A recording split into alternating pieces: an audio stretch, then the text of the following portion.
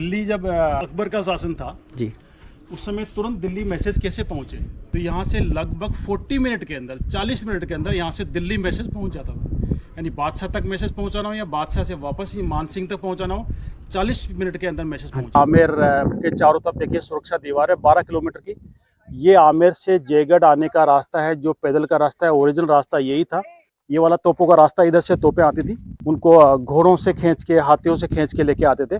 और यहाँ पे 12 बड़ी तोपें तैनात रहती है, ताकि अगर आमेर पे दुश्मन अटैक करने आता है तो काफी ऊंचाई पे यहाँ से दूर दूर तक दिखता है। यहाँ से 15 किलोमीटर आगे तक दिखता है, तो दुश्मन को आमेर में घुसने से 15 किलोमीटर पहले ही ढेर खा सकती थी। दोस्तों, आज की इस वीडियो में मैं आप सभी को राजा महाराजाओं की 800 साल पुरानी मैसेज भेजने की तकनीक दिखाने वाला हूं कि उस समय मैसेज एक जगह से दूसरी जगह किस तरीके से भेजा जाता था।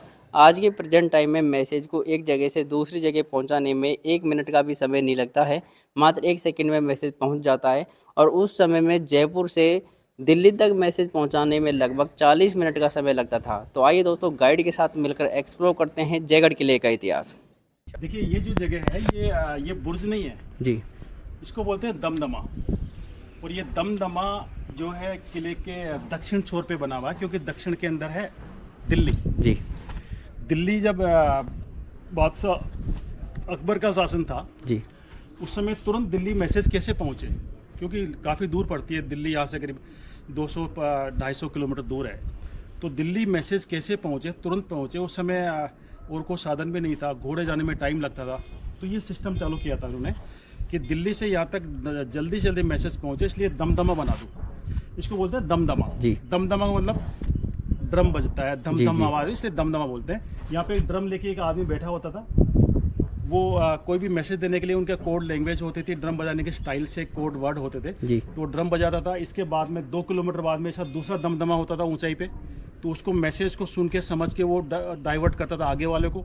हर 2-2 किलोमीटर इस तरह के दमदमे बना रखे थे दिल्ली तक, जी, ताकि वो एक दूसरे को बजाए, उसको समझे, आगे फॉरवर्ड करे, फिर उसको समझेगा, आगे फॉरवर्ड करेगा।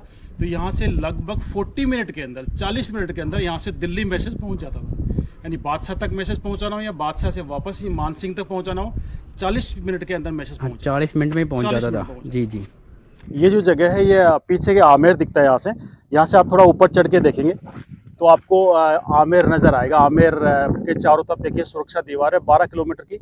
ये आमेर से जयगढ़ आने का रास्ता है, जो पैदल का रास्ता है। ओरिजिनल रास्ता यही था। एक जयगढ़ के पीछे की तरफ रास्ता है, उसको डूंगर गेट बोलते हैं। और ये आउनी गेट है। आउनी मीन्स एंट्रेंस गेट।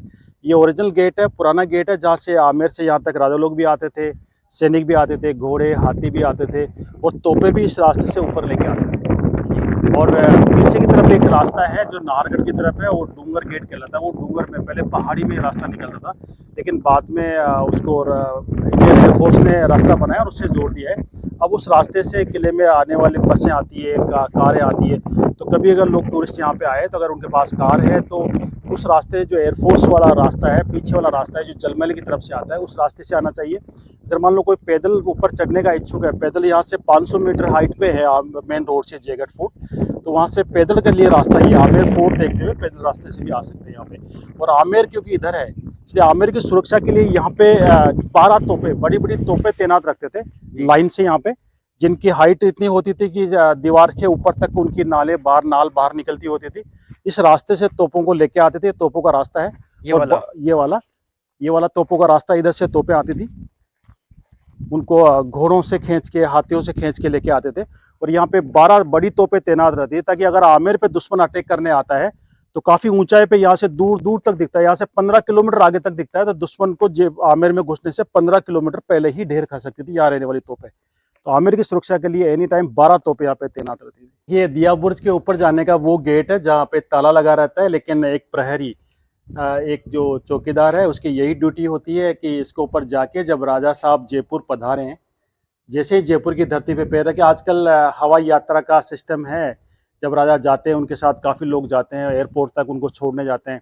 तो जैसे ही उनकी फ़्लाइट उड़ती है तो यहाँ पे मैसेज करते हैं, फ़ोन करते हैं, वो जो गार्ड यहाँ पे तैनात होता है वो ऊपर जाके एक झंडा हटा लेते हैं जी। अगर जैसे ही राजा जयपुर की धरती पे पैर रखते हैं, फ्लाइट से आते हैं, तो उनके साथ उनको रिसीव करने जाते हैं, वो मैसेज करते हैं, और मैसेज करते ही वो जो गार्ड यहाँ पे तैनात होता है इसका ताला खोलता है, ऊपर जाता है और तुरंत डबल झंडा लगा देता है कि राजा साहब जयपुर पधार चुके हैं। ये तो अब परंपरा रही है, बाकी उस समय तो ये इसलिए लगाया था कि पब्लिक को पता लगे कि राजा जयपुर में है, अपनी समस्या से लेके मिल सकता है उनसे। लेकिन अब ये एक परंपरा रह गई है, अब यहाँ पे आते हैं डबल झंडे लगाते हैं, उसका रीज़न नहीं है। लेकिन जब ब्रिटिश ने ये देखा कि हिंदुस्तान के अंदर ये सिस्टम अच्छा है कि राजा यहाँ पे है तो पब्लिक को झंडे से पता लग जाता है, क्यों नहीं हम भी ये सिस्टम चालू करें। तो जब इंग्लैंड ब्रिटिश रानी का रूल था इंडिया के ऊपर, जब उन्होंने ये सिस्टम देखा, ये झंडा उसको उनको सिस्टम अच्छा लगा, और रानी एलिजाबेथ ने अपने महल के अंदर बंकिंगम पैलेस में ये सिस्टम चालू किया कि जब मैं यहाँ पे रहूँगी तो डबल झंडे होंगे। तब से बंकिंगम पैलेस में भी चालू किया। ये इसको देख के इसको फॉलो किया उन्होंने, इन्होंने उनको फॉलो नहीं किया। जयगढ़ किले में जो पानी का सिस्टम है, वाटर हार्वेस्टिंग सिस्टम है, ये करीब 6 फीट गहरी कैनाल है, और फोर्ट के पीछे नाहरगढ़ की तरफ से बारिश का पानी कलेक्ट होकर फोर्ट में आता है। कुछ पानी तोप के पास में पोंड में डाइवर्ट होता है। जब पानी साफ आता है तो अंडरग्राउंड कैनाल्स में छोड़ते हैं पानी, जो टैंकों को ले जाती है। वो अंडरग्राउंड कैनाल इस कोने से आके ओपन होती है, इस जगह से ओपन होती है, और यहाँ से पानी बहता हुआ आता है और आगे जाता है। यहाँ पे एक स्टॉपर बना हुआ है जहाँ पे बारिश का पानी थोड़ी देर रुकता है, ताकि कैनाल में जो मिट्टी हो वो भी नीचे बैठ जाए, और फिर पानी लेफ्ट साइड जाता है। लेफ्ट साइड जाने के बाद पहला टैंक आएगा जहाँ पे हम लोग जा रहे हैं अभी। कैनाल के माध्यम से पानी यहाँ पर आता है और थोड़ी देर के लिए पानी यहाँ पर ठहरता है, और उसके बाद इस रास्ते से ना पानी आगे चला जाता है, और आगे यहाँ पर ना 2-3 बहुत ही बड़े टैंक बनाए हुए हैं। तो उन टैंकों में जाकर ना पानी स्टोर हो जाता है, और बहुत ही बड़े वो टैंक है। तो आगे मैं आप सभी को ना वो टैंक दिखाने वाला हूँ।